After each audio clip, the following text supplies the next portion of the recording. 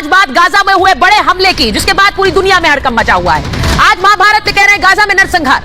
किसका हथियार? गाजा के अस्पताल पर हमले से पूरी दुनिया में हड़कंप है। 500 बच्चे, महिलाओं की मौत हो गई। पर हमले पर इजराइल और हमास के बीच तलवारें खिंच गई हैं। इजराइल अब पूरी दुनिया को सबूत देगा कि इस्लामिक जिहाद ने ही, हमास ने ही अपने ही बच्चों का कत्ल किया है। आज महाभारत में बात इसी पर होगी कि क्या ये गाजा में हुआ हमला एक हथियार की तरह इस्तेमाल कर रहा है हमास। इसी के साथ साथ बात इस पर भी कि ईरान क्यों बोला आपका वक्त खत्म हो गया। हमले के बाद ईरान की इजराइल को सीधी धमकी है क्या ये? टाइम इज ओवर, इसका मतलब क्या है? आज इस पर भी बात होगी। लेकिन सबसे पहले आज महाभारत में वो तस्वीरें आपको दिखाती हूं जिन पर दुनिया भर में चर्चा हो रही है। एक तरफ इजराइल में बाइडेन पहुंचे और नेतन्याहू खुद उनके स्वागत के लिए एयरपोर्ट पर आए और उसके बाद दोनों नेताओं की एक लंबी बैठक हुई है। वहीं दूसरी तरफ उनके आने से ठीक पहले गाजा के अस्पताल पर बड़ा हमला, जिस हमले में 500 लोगों की मौत हो गई और पूरी दुनिया में मुस्लिम देशों ने एकजुटता का डंका बजा दिया है, इजराइल को बैन करने की बात कहती है। मैं सबसे पहले तस्वीरें दिखाती हूं गाजा के अस्पताल की, जहां पर यह हमला हुआ और इस रॉकेट हमले के बाद 500 लोगों की जान चली गई है। ऐसी तस्वीरें आई हैं जिनके बाद दिल दहल जाए। छोटे छोटे बच्चे, महिलाएं जो इस हमले में मारे गए, 500 लोगों की मौत हो गई। गाजा के अस्पताल में रॉकेट हमला हुआ। ये तस्वीरें देखिए, ये रॉकेट जो आकर गिरा और उसके बाद वहां पर आग लग गई। अटैक में करीब 500 लोगों की जान चली गई है। अस्पताल आग की लपटों से घिर गया। अस्पताल में लाशों का ढेर लग गया था। और ये तस्वीरों में आप देख पाएंगे इस रॉकेट हमले को, मरने वालों में ज्यादातर महिलाएं और बच्चे जो अस्पताल में मौजूद थे। हमास ने इजराइल को इस हमले के लिए दोषी ठहराया, कहा आपने मासूमों की जान ले ली। इजरायली सेना का इस हमले से इनकार आ गया। इजरायली सेना ने कहा कि हमने यह हमला नहीं किया है, इस्लामिक जिहाद संगठन इस हमले के लिए जिम्मेदार है। ये सीधे सीधे PIJ का नाम लिया, यानी पैलेस्टीनियन इस्लामिक जिहाद के मिसफायर्ड रॉकेट से ये तबाही मची। यानी वो रॉकेट जो इजराइल की तरफ फेंका था वो गाजा में आकर मिसफायर होने के बाद गाजा में गिरा। इस पर दुनिया भर से रिएक्शंस आ रहे हैं। प्रधानमंत्री मोदी और बाइडेन ने भी इस पर दुख जताया है। लेकिन इससे दुनिया की कूटनीति किस तरह से गर्मा गई है और सीधे इजराइल को अलग अलग देशों में बैन करने की मांग उठने लगी है। लेकिन मैं सबसे पहले आपको बताती हूं, जो PIJ जिसको इस हमले के लिए जिम्मेदार मान रहा है इजराइल, वो PIJ क्या है? इस्लामिक जिहाद, पैलेस्टीनियन इस्लामिक जिहाद। ये एक ऐसा आतंकी संगठन है जो कि ईरान समर्थित बताया जाता है। फिलिस्तीन का एक बड़ा आतंकी ग्रुप है ये। आपने हमास का नाम सुना है, लेकिन अब इस्लामिक जिहाद को भी जान लीजिए। हमास के बाद ये सबसे बड़ा आतंकी संगठन है फिलिस्तीन में। 1981 में मिस्र में पढ़ने वाले लड़कों ने मिलकर इसे बनाया था और उसके बाद उन्होंने आतंकवाद को अपना हथियार बना लिया। इजराइल PIJ को ईरान का साथी बताता है। वो कहता है कि ईरान के इशारे पर ही ये काम करता है, वहीं से फंडिंग आती है। आतंकी ग्रुप पैलेस्टीनियन इस्लामिक जिहाद को ईरान से पैसे मिलते हैं और मई के महीने में IDF ने इसके कमांडर को ढेर किया था। तब से लगातार यह मामला ऐसा उठा कि इजराइल पर हमले इस्लामिक जिहाद करता रहा। और इस दौरान भी जब इजराइल गाजा में एंट्री कर रहा है, उस दौरान भी हमास के साथ मिलकर इस्लामिक जिहाद हमले बोल रहा था। उन्हीं का एक रॉकेट जो इजराइल की तरफ फेंका वो मिसफायर होकर गाजा पर चला गया, ये इजराइल ने कहा। अब आपको यह भी बताती हूं कि क्या इस हमले के बाद दुनिया भर के मुस्लिम मुल्क अब सीधे सीधे एक इस्लामिक जिहाद की ही बात कर रहे हैं। वो इसलिए कह रही हूं क्योंकि अस्पताल हमले से हिजबुल्लाह जो आतंकी संगठन है वो भड़क गया और उसने दुनिया भर के देशों में मुसलमानों से सीधे सीधे अपील की है। दुनिया भर में मुसलमानों को उकसाया है, अपनी सरकारों को हिलाकर रख दीजिए, यह कहा है हिजबुल्लाह ने। सड़कों पर उतरकर आप विरोध कीजिए, यह कह रहा है हिजबुल्लाह। अपने देश में आप गुस्से का इजहार कीजिए। कैसे करेंगे आप? अप्रत्याशित गुस्से का दिन है आज। इस हमले के बाद उन्होंने कहा कि इस गुस्से का इजहार आप सड़क पर उतरकर हंगामा कर अपनी सरकारों को इसके लिए जिम्मेदार बताइए। अरब इस्लामिक देशों से सीधे हिजबुल्लाह ने यह अपील की है, आप तुरंत इजराइल पर एक्शन लीजिए। अभी अभी खबर यह भी आई है कि मुस्लिम देशों ने यह भी कॉल दी कि इजराइल की एम्बेसीज बंद कर दीजिए। तो यह हिजबुल्लाह की कॉल पर क्या उसका असर तुरंत हुआ? क्योंकि जैसे ही गाजा के अस्पताल पर हमला हुआ, हमास ने कहा कि यह इजराइल ने किया और उसके बाद हिजबुल्लाह ने यह अपील कर दी है दुनिया भर के देशों में मुसलमानों से सड़कों पर उतरने की और विद्रोह करने की। तस्वीरें आपको दिखा देती देती हूं जो तस्वीरें हमारे पास आई हैं इस हमले के बाद। जो तस्वीरें आई, सबसे पहली तस्वीर आपको दिखाती हूं, ये ईरान की तस्वीर है। तेहरान में प्रदर्शन हुआ, लोग सड़कों पर आए और इजराइल पर हमला बोलने की बात कर रहे हैं अपनी सरकार से, पर ईरान तो लगातार समर्थन करता ही है। ईरान के बाद आपको दूसरी तस्वीर इराक की दिखाती हूं, मुस्लिम ब्रदरहुड के नाम पर। इराक की तस्वीरें देखिए, अस्पताल पर हमले के खिलाफ यह प्रदर्शन हुआ, लोग सड़कों पर उतर आए हैं। वहां भी सरकार से अपील है कि इजराइल पर धावा बोल दीजिए। ये इराक की तस्वीरें हैं, देखिए कितनी संख्या में लोग सड़कों पर उतरे। इस्तांबुल की तस्वीर थोड़ी डराने वाली है। इस्तांबुल में इजरायली दूतावास पर हमला कर दिया गया। जो इजराइल का दूतावास था उस पर बड़ी संख्या में लोग पहुंचे, उसे घेर लिया और वहां पर हमला भी किया। ये इजराइल के दूतावास पर हमले की तस्वीरें टर्की से आई। और इसके बाद जॉर्डन की तस्वीरें आपको दिखाती हूं। जॉर्डन में इससे पहले भी भारी संख्या में लोग सड़कों पर उतरे थे, बॉर्डर तक पहुंचे थे। इस हमले के बाद कैसे सड़कों पर एक हुजूम नजर आया लोगों का। क्या हिजबुल्लाह के इस अपील के बाद दुनिया के अलग अलग देशों में, क्योंकि ये तस्वीर सिर्फ मुस्लिम कंट्रीज में नहीं है, ये वेस्टर्न वर्ल्ड की कंट्रीज में भी नजर आ रही है, इसीलिए ये डराने वाली है। इसी पर आज करूंगी महाभारत। ये रिपोर्ट पहले देख लीजिए, क्योंकि इस सब हंगामे के बीच बाइडेन इजराइल पहुंचे। ये रिपोर्ट पहले और फिर महाभारत।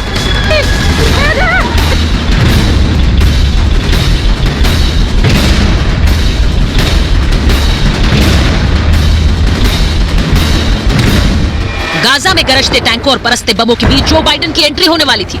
मध्य पूर्व में जंग के दौरान अमेरिकी राष्ट्रपति के लिए सुरक्षा चाक चौबंद थी। सबको इंतजार था कि मुलाकातें होंगी, बैठकें होंगी जो शायद युद्ध को निर्णायक मोड़ पर ले आएंगी। पर बाइडेन के कदम रखने से पहले ही गाजा की धरती लहूलुहान कर दी गई। अल अहली अरब अस्पताल में लाशों के ढेर लग गए, चीख पुकार मच गई। रॉकेट हमले में 500 लोग मारे गए। हमला इतना भीषण था कि अस्पताल मलबे और लाशों का ढेर बन गया। रॉकेट गिरते ही आग लग गई, सैकड़ों लोग उसकी चपेट में आकर जान गंवा बैठे।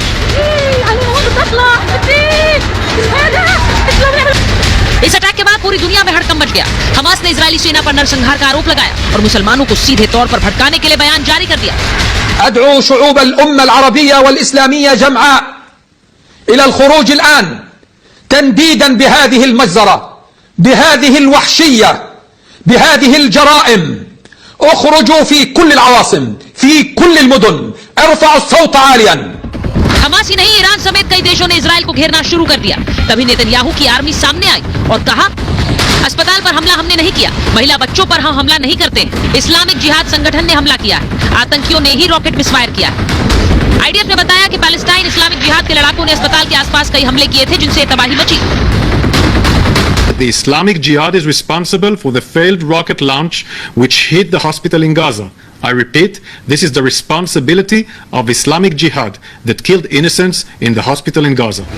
इजरायली सेना ने एक सबूत भी दिखा दिया।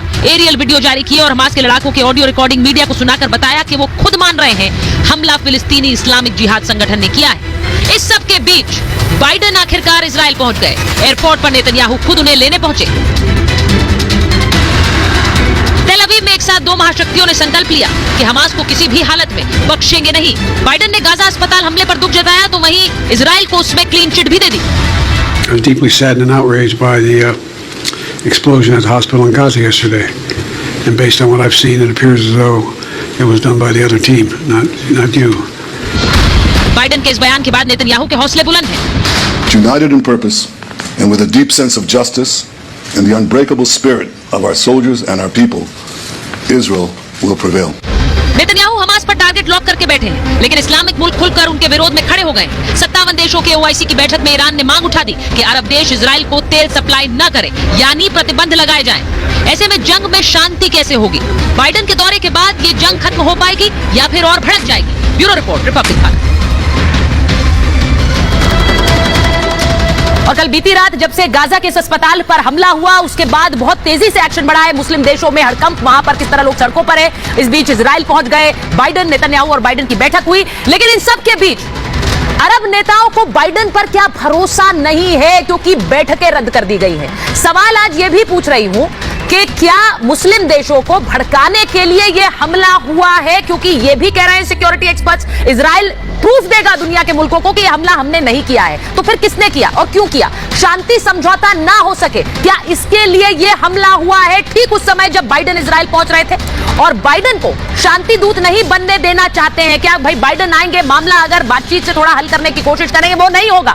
और हमास के हमले से ध्यान भटकाने के लिए क्या ये एक और अटैक है? अभी तक सिर्फ हमास की क्रूरता की बात हो रही थी, अब इजराइल की क्रूरता की बात हो, क्या इस वजह से यह हमला किया गया? मेरे साथ जो मेहमान है मैं परिचय करा देती हूं। हमारे साथ स्टूडियो में एम्बेसडर दीपक वोरा आ गए हैं, हमारे साथ major general GD Bakshi sir जुड़े हैं, आप स्क्रीन पर उन्हें देख सकते हैं। हमारे साथ विंग कमांडर प्रफुल्ल बख्शी जी स्टूडियो में है, हमारे साथ राजनीतिक विश्लेषक सुशील पंडित जी स्टूडियो में है, हमारे साथ एआईएमआईएम के प्रवक्ता आदिल हसन साहब हैं। बहुत बहुत स्वागत आप सभी का।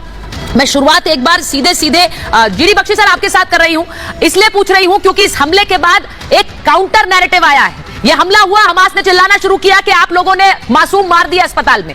इजराइल अब कह रहा है हम पूरी दुनिया को सबूत दे देंगे कि यह हमला हमने नहीं किया है। नहीं, आप बिल्कुल सही कह रही हैं। इजराइल के एक बहुत सीनियर प्रवक्ता, एक एडमिरल ने पूरे प्रूफ बताए हैं, जिससे साफ जाहिर होता है कि ये जो इस्लामिक जिहाद है, पैलेस्टीनियन इस्लामिक जिहाद PIJ ग्रुप, उसने रॉकेट फायर किया था जो कि मिसगाइड हो गया और जाके इस पे गिरा है।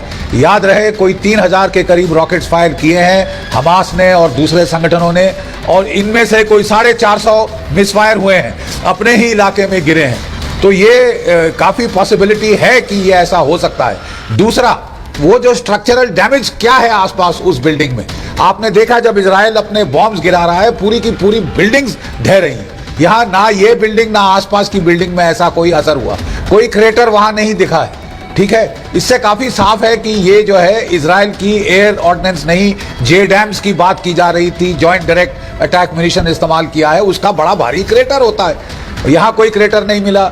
और फिर इजराइल ने वो जो इंटरसेप्टेड कम्युनिकेशन है वो बताई है, जिसमें वो खुद लोग इजहार कर रहे हैं तो ये तो हमारा ही रॉकेट गया है। तो बड़ी चतुराई से ये चीज इजराइल पे बढ़ने की कोशिश की गई है, ताकि जो भी पीस टॉक के अटेम्प्ट्स हो रहे हैं उनको बिल्कुल डिरेल कर दिया गया है, और दुनिया भर में जो है प्रोपेगेंडा वॉर जीतने की कोशिश की जा रही है। देखिए साहब, पिछली लड़ाइयों में भी हमने देखा कि हमास को खासकर आदत है कि वो अस्पतालों का, स्कूलों का, मस्जिदों का इस्तेमाल करती है रॉकेट फायर करने के लिए, कि इजराइल जवाबी कार्रवाई करे रॉकेट के सोर्स पर और इसको तबाह करे, ताकि ये दुनिया भर में रुदाली बन के जाए, हाय मार दिए सिविलियन बच्चे मार दिए, जबकि ये खुद वहां से फायर करते हैं। सर, इजराइल ये कह रहा है, ये बहुत, और उन्होंने शुरुआत में उनका ये बयान नहीं आया था कि हमने नहीं किया, उन्होंने कहा कि हम इसकी जांच करेंगे कि क्योंकि हम हमला नहीं कर रहे थे अस्पताल पर। उसके बाद उन्होंने जांच की, जांच के बाद वो पूरी तरह से उन्होंने ये भी कहा कि हमने रडार डिटेक्ट किया है, हमने कॉन्वर्सेशन डिटेक्ट की है, ये हमारा हमला नहीं है।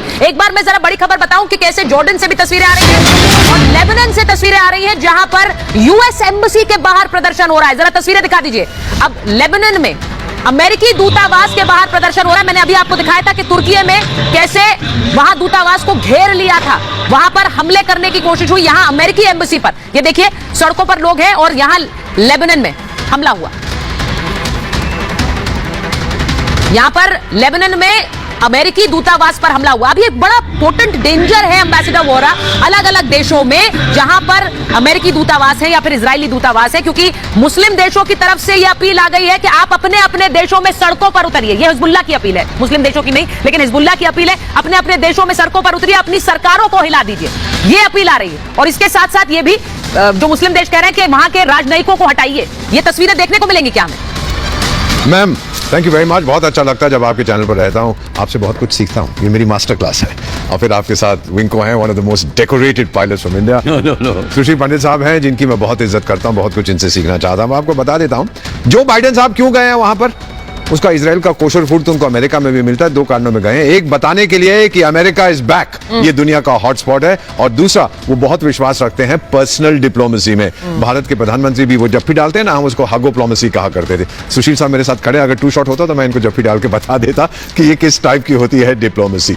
अब जो अरब देश है, ये मीटिंग जो हो रही है OIC की, अगर ये हमास की बात सुनेंगे, आई एम सॉरी, फिर आप लोग जो 55 देशों का संगठन है OIC का, आपके लिए मेरे दिल में कोई जगह नहीं है। अरे आप एक आतंकी संगठन की बात कर रहे हैं, फिर कह रहे हैं इजरायली एम्बेसडर्स को वापस भेज दीजिएगा अपने देशों से। क्यों? इस समय अगर स्थिरता है मैम, अगर स्टेबिलिटी है उस रीजन में, इट्स बिकॉज ऑफ इजराइल। और बाकी जितने देश हैं, सऊदी अरेबिया और जॉर्डन हुआ और इजिप्ट हुआ और सुडान हुआ और बहरीन हुआ, वो सब दोस्ती करने की कोशिश कर रहे हैं। देन द क्वेश्चन कम्स, ये अस्पताल पर हमला क्यों हुआ है? मैम, कुछ देर पहले आप वो कॉन्वर्सेशन, मैंने मालूम नहीं आपने प्ले किया नहीं, अरबिक में मैं उसका अनुवाद कर सकता हूं। वो कह रहे थे कि किसी तरह से इस विजिट को नाकाम किया जाए। Ruthless people. और फिर ये जॉर्डन नहीं गए, चलिए नहीं गए क्योंकि वहां पे इजिप्ट के प्रेसिडेंट ने आना था और अब्बास महमूद अब्बास थे और जॉर्डन के शहंशाह भी वहां। एक चीज आपको बता देता हूं कि अभी ये जो कह रहे हैं ना कि आप सड़कों पे उतरो और इजराइल से ये करो वो करो, जॉर्डन और इजिप्ट, IMF की लिस्ट पिछले महीने आई है, दो देश जिनकी इकोनॉमी डूबने वाली है, IMF ने कहा है इन दोनों देशों। तो ये पंगा लेंगे, किसके साथ पंगा लेंगे? जहां तक ईरान की बात है उसके बारे में जितना कम कहूं ज्यादा, खुद नहीं जाएगा लेकिन दूसरों को भड़काएगा, ये करो वो करो, और फिर ईरान अरब देश नहीं है। तो मैम इस समय जो चल रहा है, इजराइल पर दबाव डालने की कोशिश की जा रही है, लेकिन अमेरिका चट्टान की तरह उनके साथ खड़ा है। और ये भी बता देता हूं, भारत के 140 करोड़ लोग भी आतंक के बरखिलाफ चट्टान की तरह खड़े हैं। इजरायली दोस्त मेरे जो आपकी चैनल देखते हैं मुझे मैसेज भेजें, आपको कहना चाहता हूं आज पिज्जा कौन ले इजराइल, जीतो इजराइल, मिटा दो इन आतंकियों को, हम आपके साथ हैं। आपने जो बात कही है इन आतंकियों को मिटा दो, ये आज नेतन्याहू से जब बाइडेन मिले हैं, ये तस्वीरें लाइव दिखा रही हूं मैं लेबनान से, एक बार अपने दर्शकों को फिर से बता दूं, लेबनान में अमेरिकी दूतावास को घेर कर वहां पर देखिए किस तरह से हमले की कोशिश है। मैं बार बार कह रही हूं क्या इसी तरह की तस्वीरें और देशों से आएंगी, क्योंकि एक सीधी कॉल दी गई है और हम नहीं चाहते हैं कि ऐसी तस्वीरें एम्बेसडर बोल रहा है, let me make it clear, हमें नहीं चाहिए इस तरह की तस्वीरें, लेकिन हिजबुल्लाह की तरफ एक आतंकी संगठन कॉल देता है और उसके बाद तस्वीरें अलग अलग देशों से आनी शुरू होती है, ये अपने आप में भयावह है। ये हम किसकी सुन रहे हैं? गाजा में जो हुआ है वो बहुत बुरा है, उन तस्वीरों को देखा नहीं जाता, पीड़ा होती है उन्हें देखकर। लेकिन इसके बाद जो नेतन्याहू कह रहे हैं, जिन्होंने अपने बच्चों को मारा, जिन्होंने हमारे बच्चों को मारा है, वही अपने बच्चों को भी मार रहे हैं। कमांडर वो ये कह रहे हैं सीधे सीधे, यानी हमास या आतंकी संगठन किसी के नहीं है, पहले हमारे बच्चों को मारते फिर आपके। देखिए ये सारी की सारी बातें आप बिल्कुल समझते हैं और हम समझते हैं, इनके अपने अपने स्टैंडर्ड्स हैं और इनकी अपनी अपनी रिक्वायरमेंट है।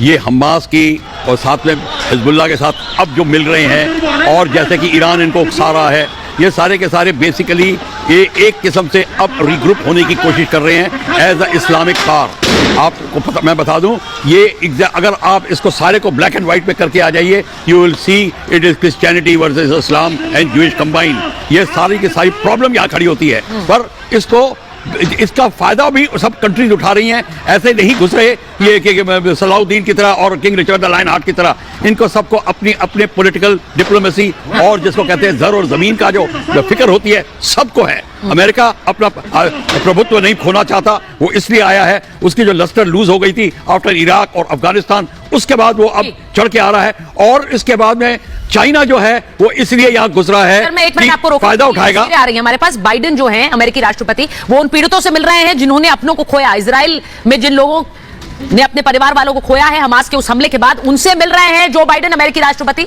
देखिए एक लड़की से मिलकर उसकी बात सुनी, उसके बाद उसे गले लगाया। इस वक्त इजराइल के वो लोग जो कि हमले में जिन्होंने अपनों को खोया है उनसे मिलते हुए जो बाइडेन, ये तस्वीरें हम दिखाते रहेंगे। लेकिन इसी के साथ साथ जो बड़ी बात है जिसकी मैं जिक्र कर रही थी कि एक आह्वान कर दिया गया कि आप लोग सड़कों पर निकल आइए, ये अपने आप में कितना भयावह है मैं उस पर आना चाहती हूं। एक बार ईरान की जरा धमकी दिखा देते हैं महेश। ईरान ने जो बात बोली है, पहले बड़ी खबर भी दिखाई है कि अमेरिका ने 3 और वॉरशिप्स इजराइल भेज दी हैं। ये बड़ी खबर, वॉरशिप पर सैकड़ों जवान और लड़ाकू विमान तैनात है। ईरान और हिजबुल्लाह के खिलाफ अमेरिका की यह बड़ी तैनाती है। 7 अक्टूबर के बाद अमेरिका ने अब तक 5 बार हथियारों की खेप भेजी है। पूर्वी भूमध्य सागर और लाल सागर में अमेरिकी युद्धपोत की तैनाती है। ये जो आप इस वक्त देख रहे हैं तस्वीरें आपको दिखाएंगे, और हथियारों की खेप अमेरिका ने भेज दी है इजराइल। अब यह भी जरा समझिए कि इजराइल में यह खेप तो भेज दी, लेकिन इसी के साथ साथ अब जो सबसे बड़ा खतरा है वो क्या है? हमने आपको वो तस्वीरें भी दिखाई जो अलग अलग मुल्कों से आती हैं। ये प्रदर्शन की तस्वीरें सिर्फ मुस्लिम देशों से नहीं है, बल्कि अमेरिका से, जर्मनी से, स्वीडन से भी तस्वीरें आई, वो भी हमने आपको दिखाई।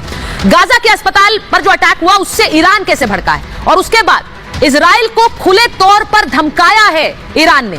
क्या कहा है वो बताना जरूरी है। सीरिया में ईरानी दूतावास का एक बयान आया जिसमें वो कह रहे हैं द टाइम इज अप, यानी कि आपका समय पूरा हो गया, आपका टाइम इज अप। अब इसका मतलब क्या है? ईरान के इस बयान के बाद कयास तेज हो गए। किसका समय पूरा? क्या इजराइल को सीधे धमकी है, इजराइल का वक्त खत्म हो गया है?